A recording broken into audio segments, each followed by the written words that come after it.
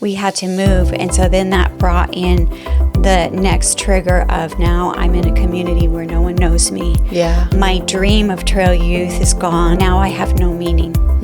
I have no direction. I have no title. I'm not an executive director. No one knows me. Yeah. Now who am I? And everything about your life completely changed, who you are, who you're supposed to be, and then having to give it all up. And then once again, everything changes. It sounds really hard.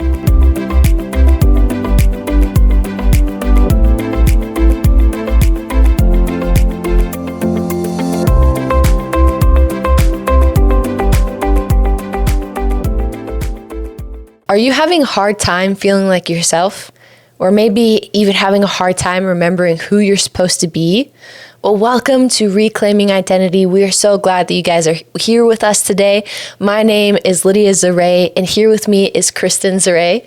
She is a trauma-informed life coach, and she's also an author. And a big passion on her heart is to help people refine their identity in Christ after trauma and abuse. And so today, what we're going to be going over is we're going to be talking about 5 signs that you are in an identity crisis and what you're supposed to do with that, what that will look like.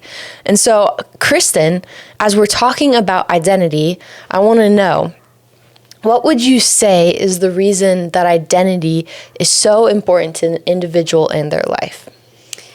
Identity is like the foundation of your life. You know, if you don't understand who you are, then you're going to end up making really bad decisions because who you are really stems from belief systems. And if those belief systems are broken in any way, then your identity becomes very distorted.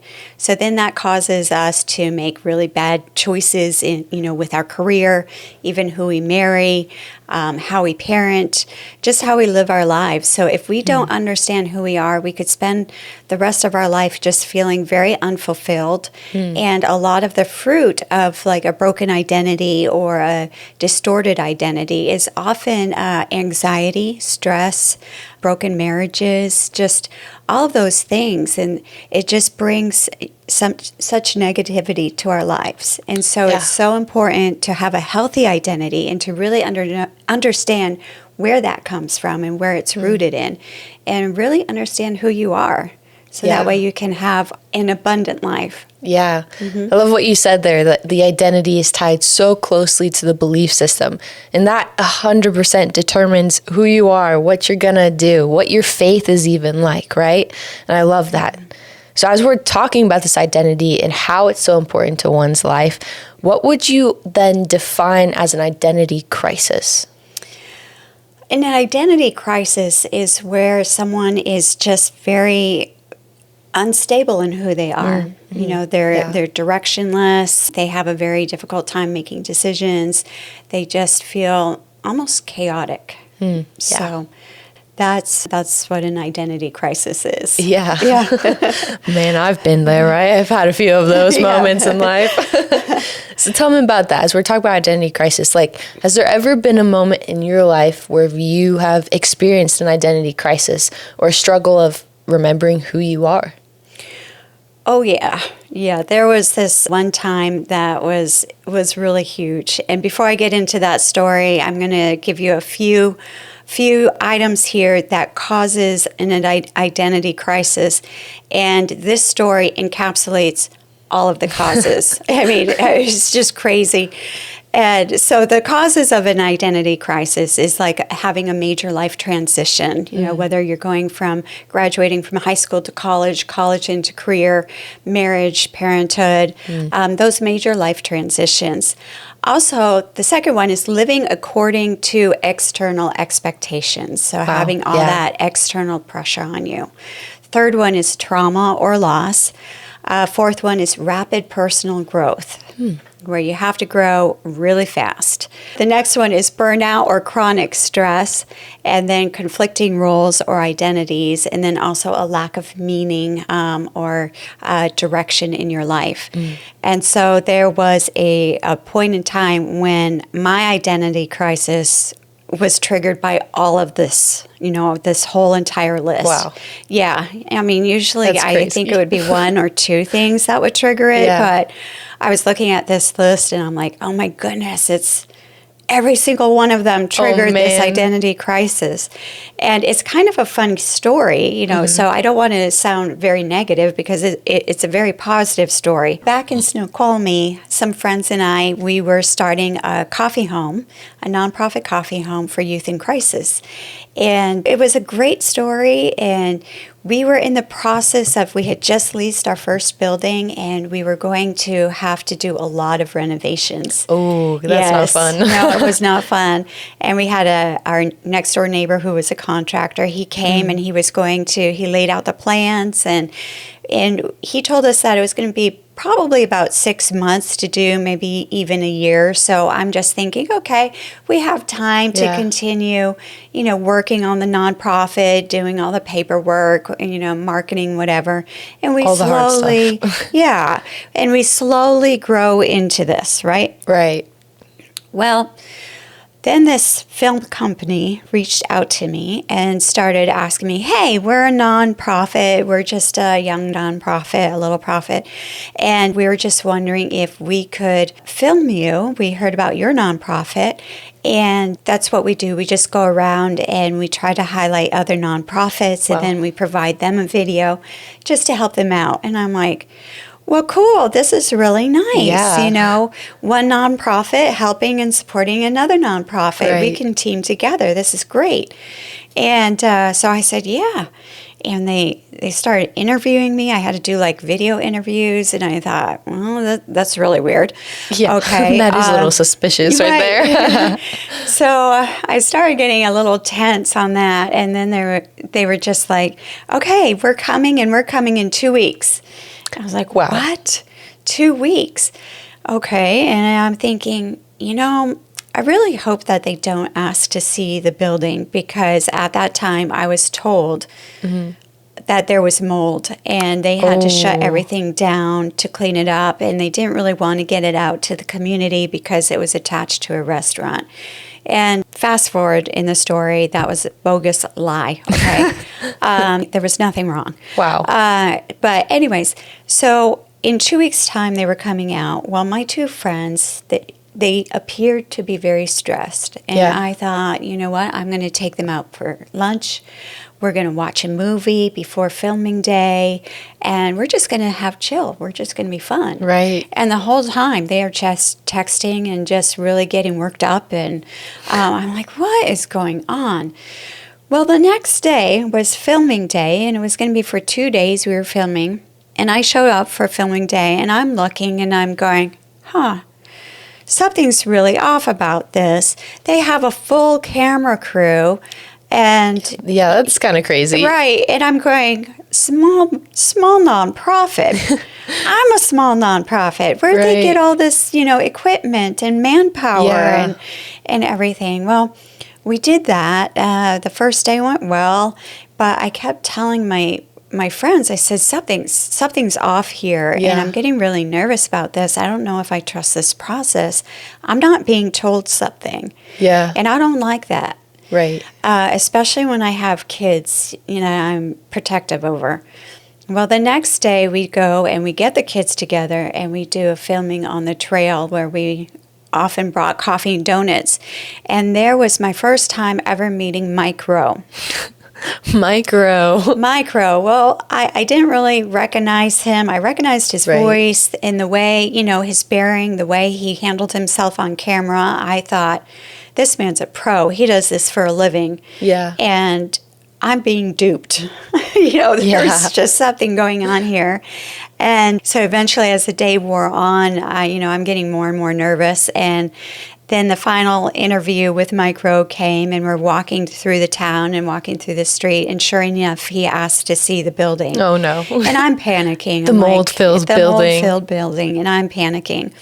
And I'm trying to tell him no. We get to the building, and we're standing outside, and he's like, let's go in and see it. I said, no. I'm trying to say, no, we can't do that. Yeah. But he grabs the door, he opens it, and he pushes me inside. And I'm pushed inside, and then I freeze because there was the coffee shop completely renovated. Wow. Completely No way. renovated. And all the community members were there. We had the mayors, the police, just every Wow. community member and our teens.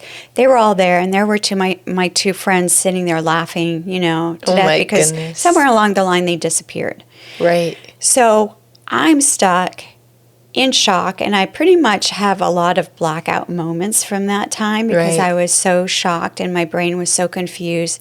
It took me an entire year to actually process what happened. Understandably. Every single night I went to bed, I replayed that scene over and over and over again because my brain was still trying to figure out how did we get from overnight, like here's a major life transition. Right. Here's also a rapid personal growth. The major life transition was I woke up in the morning and I was just starting a nonprofit. Right. Something that we could slowly grow into with the paperwork and our dreams and everything like that. And by the time I went to bed that night, I was the CEO or executive director Right. of a full-fledged coffee shop and a nonprofit. Right. Okay, so you have to understand, I was just a pastor's wife. Okay, that was my background. I didn't have any business experience. I didn't have any nonprofit experience. Right. So how I landed in this place, God only knows. That's for sure. He sure does. But here I am. Now I'm on to the rapid personal growth. Yeah. We only have a month and a half to make sure that the rest of the coffee shop is in order and all the permits are in order because we Wow. wanted to put our grand opening with the coming out of Returning the Favor show. And so we only had a month and a half to pull that together. And Wow. thankfully, Mike Rowe and his crew really decorated and the whole coffee shop. Well, that's So good. Save you some time. it totally saved us Yeah. time. They did a beautiful job, completely surprising us. So we just had to finish up with the permitting. We had to come up with a menu. We had to do all of these things that never in my life have I ever done. Right. So I was in full throttle mode of that rapid personal growth. Was like, now who am I? But not only that was I trying to learn the business aspect of running a coffee shop, I'm also trying to learn a nonprofit aspect and merging the two together Right. and what was actually needed for programming and databases and accounting man. systems. And what do? We had this flood of volunteers, more volunteers than we could handle. What do we do with them? Yeah. How do we handle and track things? So I was barely staying one step ahead of the curve. Right. And trying to learn that as quickly as I can. And so then for the next several years, it was still trying to learn and stay ahead of the curve as Trail Youth kept exploding. It just exploding in growth. Not only did we have community looking at us, it was nationwide. Right. And so the community then ended up, I was just this nobody to all of a sudden, hey, you're the expert. Hey, you're the Overnight. celebrity of the community. Yeah. And so now that's now adding the whole outside expectation. And Yeah. I'll never forget that final interview with Mike Rowe. It wasn't put on the show, but we were walking along and he asked me, do you have accountability? What happens after this? How are you going to keep it alive and keep accountable? And I reassured him and I said, well, we have a grant from the county, and so that's going to keep us accountable. Right. We also have our community. We have the teenagers that we made this promise to, and they're going to keep us. So we Great. have a lot of accountability in place. But with that accountability also came this internal pressure of, I have to fulfill this expectation. Yeah. I have to keep this momentum going of Trail Youth, Yeah. And so overnight we went from one location to just, being one identity to all of a sudden on a national spotlight. It was crazy. Yeah. So that also produced a lot of burnout, a lot of chronic stress, the conflicting roles and identities of who am I. Lots of different hats you had to wear. Yes, and then after that, a few years into it with 2020 and COVID, my husband at the time was a Seattle police officer. And because of that, at the end of 2020, we had to move because of the whole defund the police.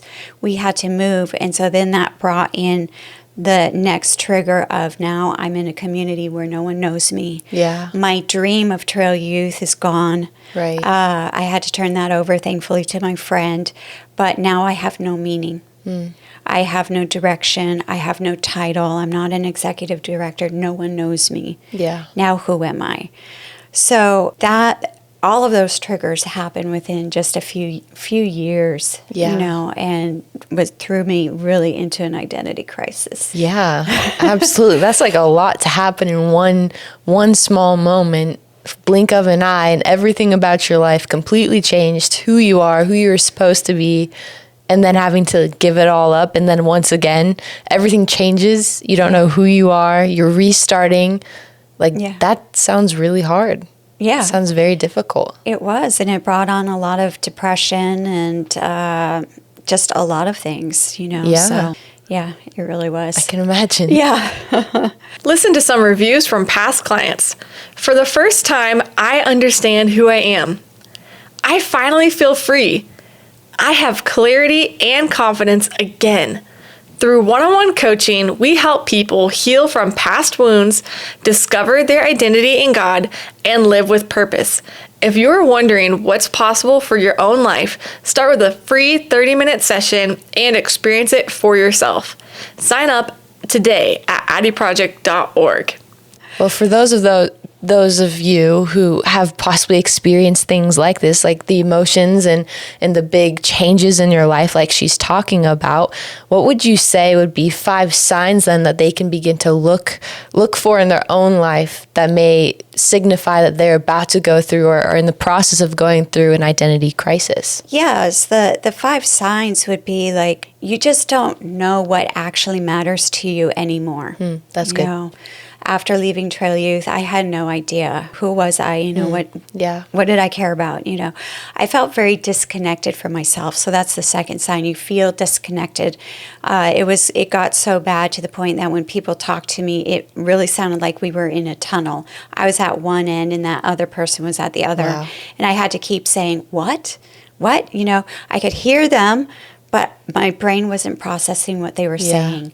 And so then what happened is that, I had to constantly compare myself, and that's another sign, constantly comparing myself with another person. So events that were supposed to be happy, I couldn't feel anything. So I would watch everyone around me, and then I would mimic. And I would pretend to bring out that emotion, even though I didn't have that emotion, because I felt so disconnected. And also comparing yourself of like, okay, I should be doing more. I should be doing this. I should be, going on these trips or those things. When the reality is you're you. Right. You don't need to be doing what everyone else is doing. The other thing, too, is just major decisions feel overwhelming. And I want to also say not just major decisions, but minor decisions, such as what are you going to wear in the morning? I mean, it's like what you wear is kind of representative of what identity you're putting on that day. So if you're dressing up, then that means you're preparing for business. If you're in casual clothes and comfy clothes, then maybe you're just having a thinking day.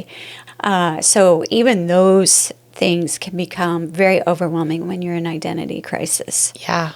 Wow.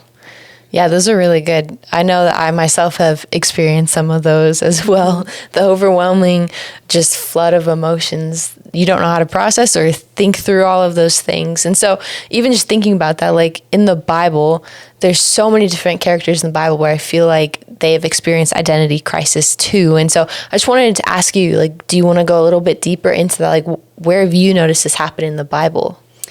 Well, Moses is a huge person who had an identity crisis. I mean, think about it. He was first born to a slave, Israelite slave. Then he was adopted into a royal family, Pharaoh's family. And then he realizes that that family was not his family. Right. And so his identity was with the Israelites. And so then there's that inner turmoil that you see within him, Yeah. which ends up leading him to killing an Egyptian. And now he's a murderer. And so now that person, his royal family is now wanting him for murder. Right. And so he's got to run. And so now he's in the wilderness probably going, who am I? That's good. Yep. And we see that struggle when he approaches the burning bush and God says, now I want to call you to lead my people out of Egypt. And he's like, what? No, you don't understand who I am. Yeah. I can't do this. I can't do that. And God's like, no, you can do it because I am calling you. Yeah. So Moses is one. Then we have Jacob. Whose name means deceiver. And his whole life was based on deceiving people and his parents. And then there's a time when he wrestles with the angel of the Lord. And God says, hey, I am changing your name to Israel. So I am changing your past and I'm giving you a new name. Yeah. A future focus. Yeah. So there's that identity struggle. So there's so many identity struggles in the Bible. Like Paul, he says in Romans, I don't do the good that I want to do. And so there it shows the conflict between our human flesh and our spiritual side. Right. Of which identity is going to come into play. Are we going to listen to our spiritual identity? Yeah. Or are we going to listen to the human identity? Yeah. So the Bible That's is good. filled with a lot of identity conflict. So if you're feeling like you're in a conflict, you're not alone. You're not alone at all. The Bible clearly talks about it. Yeah. Yeah, so here's some biblical signs of an identity struggle, and that's confusion about your purpose, fear of inadequacy, shame after failure, double-mindedness, comparison or insecurity, isolation, loss of direction, questioning God's plan, and returning to old habits and old roles as well. Man, the old habit, old roles, that one's a hard one to overcome, especially when you're used to that one environment or that one job or that one person or who you were in that moment. Like, it's hard to be able to take that turn and change it into maybe where God wants you to go instead. Like, it is. That's very difficult. Yeah, it's scary to step into something new and foreign. Yeah. And so it's much easier to go back into the person that we felt comfortable with, even though it wasn't healthy. Yeah. How would you say you did that then? How did you overcome that fear to step into the new that God was calling you to? Wow, that's a whole nother story in and of itself, but trying to shorten it, it took about 1.5 years of counseling. And then I also was in a group for 1 year. And ultimately, what really led me to the ultimate healing and understanding my identity was writing the Redemption of Addie trilogy. Right. And in those books, I asked God 3 major questions. 1, do you even love me? 2, because when you're in an identity crisis, you will begin to question God. Right. God's identity will come into question. Yeah. So, do you even love me? 2, who am I? Did my trauma define me? Is that who I really am? And then 3, where's my hope? Yeah. And so those 3 questions are really brought out into the trilogy. And that's how I process my trauma. And that's how I hear God's voices through writing stories. Wow. It's a beautiful way to be able to process it. Yeah. And so that's how I was able to overcome and go, I see who God sees me now. That's beautiful. And I also see where I went wrong. So identity becomes unstable when it's being rooted in status, when it's being rooted in achievement or approval, power, appearance, or other people's opinions. Yeah. And so I can look back now and go, oh my goodness, yes, I had been striving so much throughout my life to have an identity. And when Trail Youth came along, I finally did. I could have a title. I was executive director. Yeah. I was founder. And it gave me status. And especially with Mike Rowe putting his approval on it, Right. it really made me feel good. But my identity was based upon that and the achievement of Trail Youth and expanding and growing it. But when all of that was taken away and I had to leave, Yeah. then I was left with nothing. Right. And so it became a very important lesson that my identity has to be based upon Jesus and Jesus alone. Yeah. And I had to learn to see myself through his eyes That's good. and claim his words over me. You are chosen, you are redeemed. Wow. Yeah, that is very powerful. If you could say one final short thing to maybe somebody, one of our listeners who is experiencing or going through an identity crisis right now, and like just picture yourself as them, like what would be one thing that you want to leave at their feet to take hold of today? I would say don't place your identity in your achievements. Don't place it in your titles. All of those things can go away. And if you're in that crisis mode right now and you're feeling desperate and you're feeling lost, then I encourage you just to start opening up your Bible and start delving in and asking God, how do you see me? Yeah. Who am I, God? And allow him to answer your question, because he will. He definitely will. That's so good. Well, thank you so much, Kristen, for coming and talking about this with us today. I hope all of you are able to pick up some great nuggets and come and join us next week for our next episode of Reclaiming Identity. Hey, I hope you enjoyed today's episode. Before you go, if this episode spoke to you, take 30 seconds and share it with someone who may be seeking identity healing. Also, please leave a quick review for the show on Apple Podcasts. It really encourages us to know this podcast is helping you. And friend, don't just listen and move on. Sit with it. Let it challenge you. Let it shift something in you this week. Stay rooted in truth, because that's where your real identity is. And I'll meet you back here for the next episode.